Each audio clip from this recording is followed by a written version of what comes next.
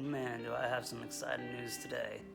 So, as you know, the 3070 just came out in the United States, and pretty much just like the 3080 and 3090, gone. With the bots and all the other software things people are doing, buy them and then upcharge them and scalp them. It was just bound to be. NVIDIA is not ready for this. But I got a surprise today.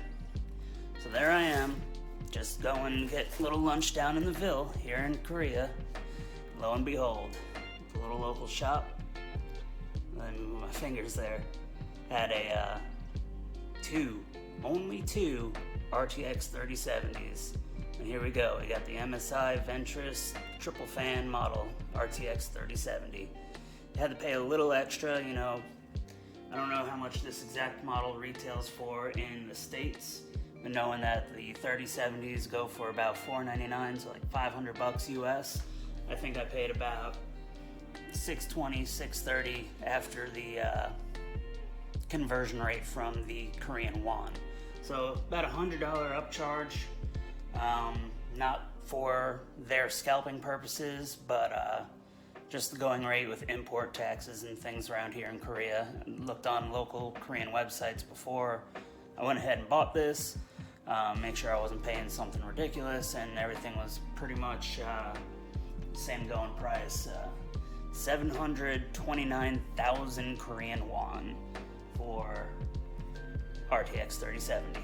So I'm gonna go ahead, put this in my system. We'll see how good it really runs.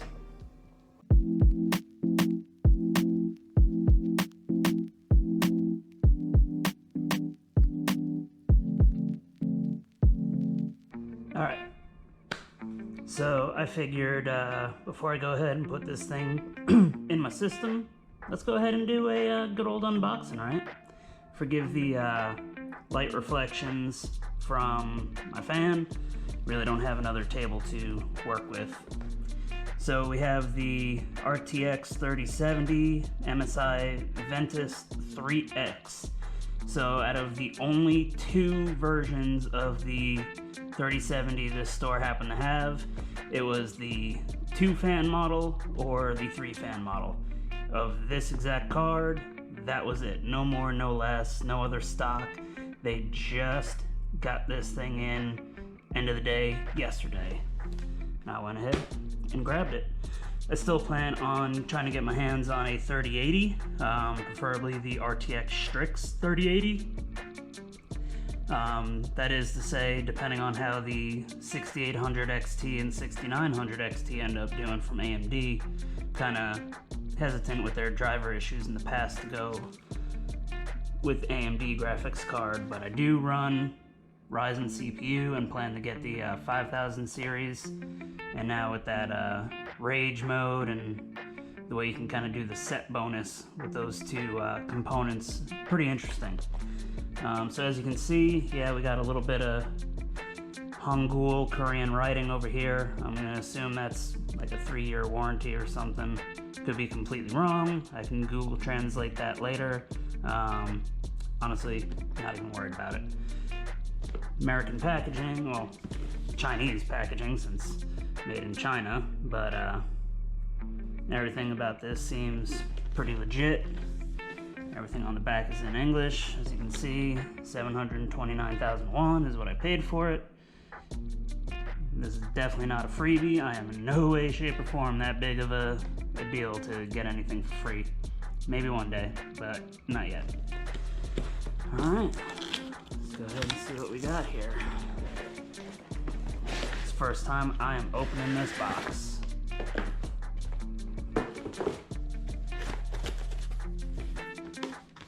Typical MSI packaging. Ooh, and it comes with a support bracket. Hells yeah. The dudes there were trying to sell me one. And I was like, no, because I'm pretty sure MSI includes those with these cards since they're so damn big. Oh yeah, look at this beauty. So far, it definitely looks 100% legit. Yeah, boy. Can't tell metal or plastic back plate, but it is at least a legit back plate. Kind of stupid that they put these stickers on it. I'd rather the serial number and whatnot be not right there in your face. But dual 8-pin PCI power. The backplate doesn't go all the way, but as you know, most of these cards nowadays, they try to leave these cooler fans exposed so you can get the pass through. Dang, that is a long monster of a card.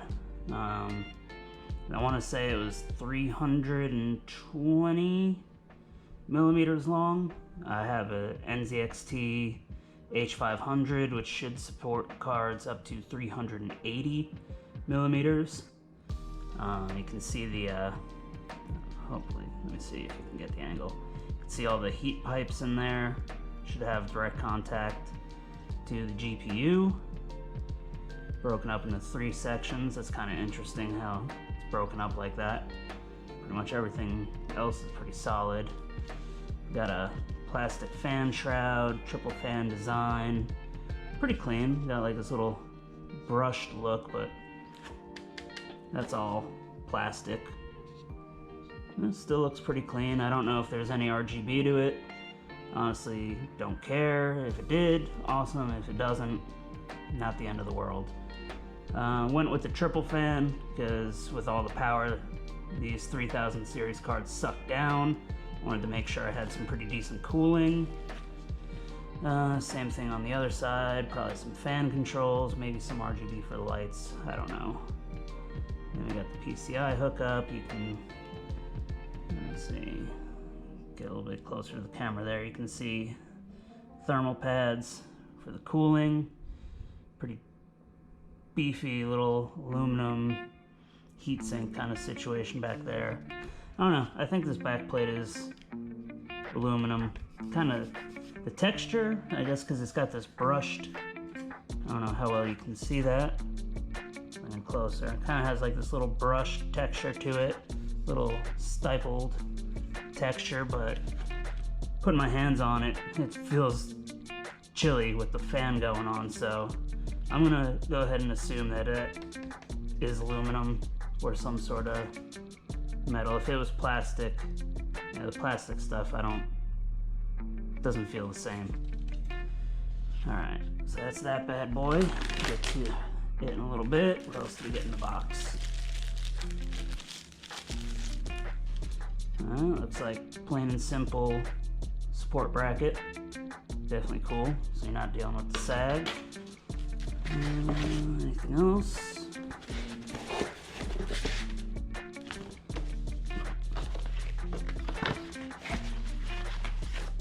Down here, quick user guide. Yeah, sure, whatever. Installation card for the support bracket. Yep, screw things on. Got it. And thank you for choosing MSI. Well, you're not the first MSI item that I've purchased. Oh, got something else in there? No, it's just another page. Cool. I am excited to put this together. Go ahead and close this all up. Let's leave you out. Don't have a lot of room to work with here. Yeah, give you a nice little bed to work on. I've got a static bag. Go in there, you can go in there, and we'll slide this back in the box. Okay, so this is gonna take me a minute.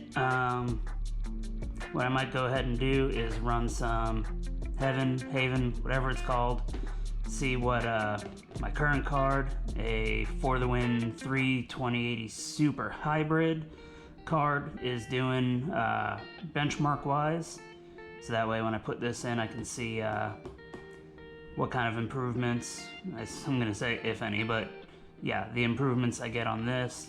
The only thing is, since that card is a hybrid, so it includes an all-in-one cooler, I gotta do a little extra work to swap this out because one of my case fans is connected to the card and not the case and the motherboard.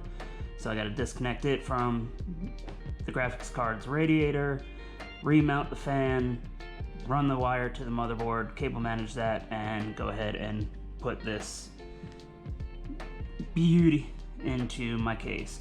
Good thing is my 2080 Super is dual 8-pin power, so that should be a quick and easy swap. It looks like they're facing the same direction too. Some cards for some reason have them going the other way where the little clip is facing the other direction. Yeah, nothing really to see here, just gonna look anyway. Alright, see you in a little bit. Alright, so normally I would use OBS and capture my screen, but since I want to go ahead and actually do some benchmarks, I don't want to have a lot of other software running in the background. So right now I'm going to shut down all the extra software that's running. Leave Afterburner running. Steel Series. And exit that. Alright. So right now, if you look, I don't have crap else running on my setup.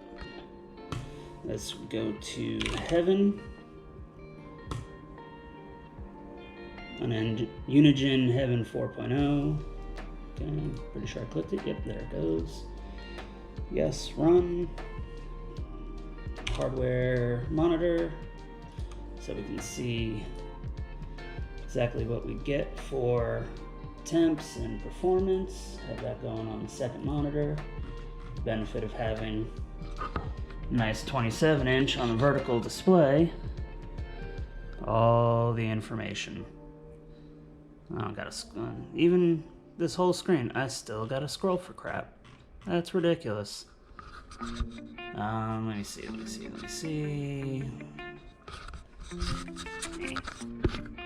As I'm knocking the camera over, alright.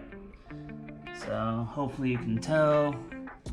Running Ryzen 7 3700X. 8-core 16-thread. And we go down here. NVIDIA RTX 2080 Super. Alright, idling at 33. The fans, I mean, you got the one built into the card itself, cooling the VRMs, and one for the AIO. Frequencies, wattage, nothing big, nothing bad. Alright, let's get Unigine running.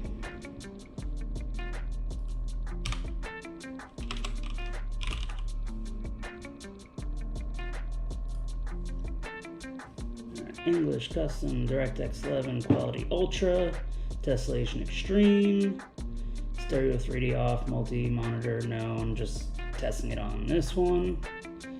Anti-aliasing 8X, and we'll do 2560 by 1440, even though the monitor I'm running it on is 3440 by 1440. I'm just going to use that as the typical benchmarking test. Alright, we'll run that.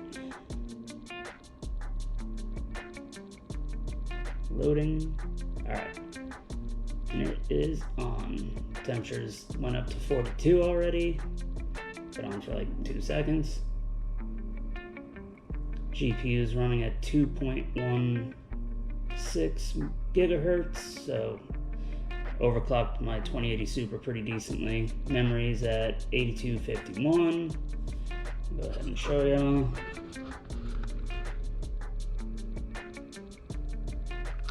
We can go ahead and confirm it here. So we're at 46, 165 watts. Graphics, this is saying 2040 megahertz, but the benchmark's saying 2160.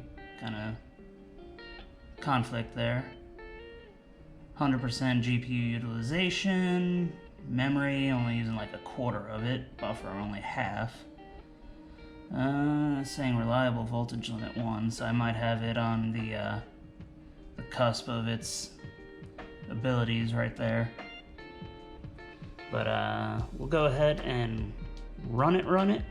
Actually, make it take the readings. We'll see what we get.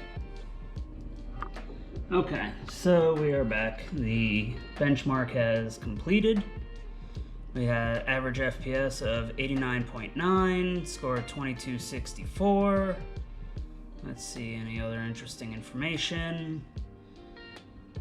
Max temperature 56 degrees. That's actually not bad at all. Max power 180 watts. We're gonna blow that out of the water here in a minute. Max frequency on hardware info 2055. Memory 8251.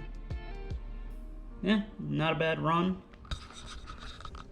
Let's see here. We got the stats over here. We're 2080 Super. Nothing too nuts. All right, so now it's time to start taking things apart and seeing what we get. Let's go. Okay, just for reference, these are my 3D settings that I've been running. Try to get the max FPS out of what I got. And we got, so even though it says like FXA off and whatever, the anti-aliasing, oh, that's off. Normally that gets controlled by the software itself. See, it's set for maximum performance. DSR factors I don't typically use. Okay, back here. So max frame rate, that's just a frame rate limiter. Mine are G-Sync compatible. Prefer maximum performance. Refresh rate highest available. That's what I was getting confused with the other one.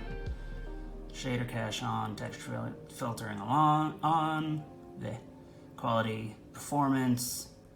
Yeah, so that way when I put the new card in, if any of this stuff changes, I can match it and make sure I'm not cheating in any way, shape, or form when I compare the benchmark results. Alright, so we finally got the 3070 in. We got the old radiator out. You can take a look for yourself right there. It's up and running. That color is kind of all messed up because I got everything closed out. Definitely doesn't look like any RGB on the card, no biggie. I was wrong, the cables, the 8-pin cables are flipped, so cables aren't exactly straight right now, but we'll deal. Just so y'all can see, it does say RTX 3070. Temperatures with the benchmark running. Currently sitting at 64 degrees, and that's the stock fan curve. Only using about 90, 95. We have hit 100% on the GPU usage. That's the powers. So, as you can see, hitting power limit. So this is as hard as it's gonna go. The little thing that's weird is in the hardware monitor, it doesn't show as many stats as it did with my 2080 Super.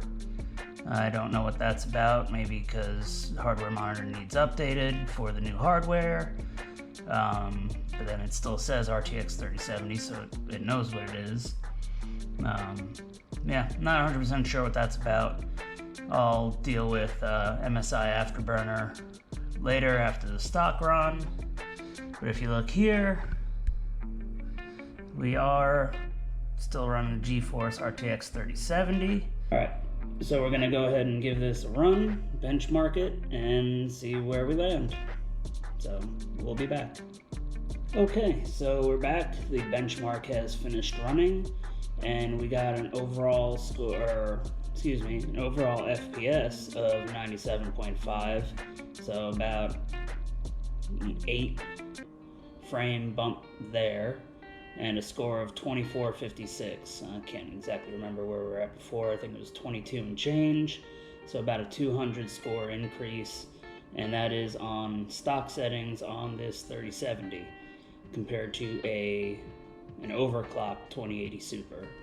With that, temperatures only hit 65 degrees, so that triple fan setup is keeping it nice and cool, and that's with the stock fan configuration. Can't see what kind of wattage it pushed right now. But yeah, so far an improvement. Now I just got to go in, tweak it a little bit, see if I can find any different drivers and whatnot to make sure this thing's running at its absolute best. But yeah, not too bad, right? NVIDIA RTX 3000, doing pretty good. So let's see what else we can find, and we'll go from there. Thanks for coming by.